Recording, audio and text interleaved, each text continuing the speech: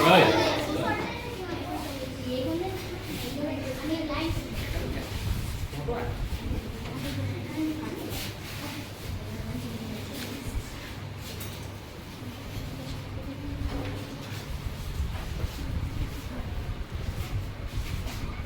এটা কেই টকা ঘূৰাই দিলে 60 টকা আছিলে কিমান তুমি কেই টকা দিছিলা 200 টকা দিওঁতে মানে তেওঁ কি কৰিলে 140 টকা বস্তুটোৰ দাম গতিকে তুমি কিমান পালা 60 টকা শুদ্ধ হৈছে নে তবে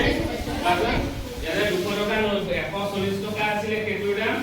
ইহঁতে 200 টকা নোট এখন দিলে ইহঁতে কেই টকা ঘূৰাই দিলে 60 টকা এটা ঘূৰাই দিলে শুদ্ধ হৈছে নে ঠিক আছে আৰু এটা বস্তু তেনেকে লোৱা দুটা বস্তু ল'ব পাৰা তোমালোকে তিনটা বস্তু ল'বা কিহতে হিচাপ কৰিব কেই টকা হয় দামী বস্তুও ল'ব পাৰা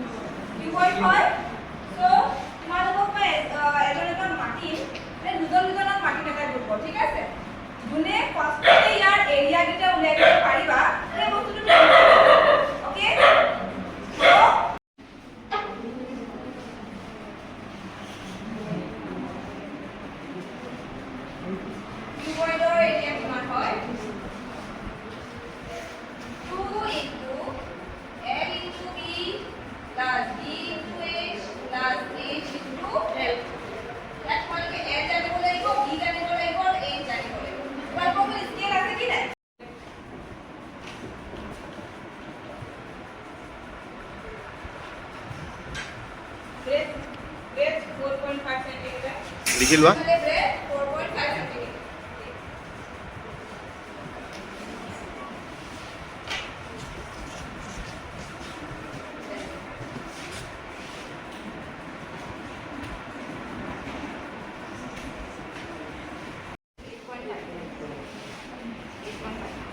এইবাৰ কিবা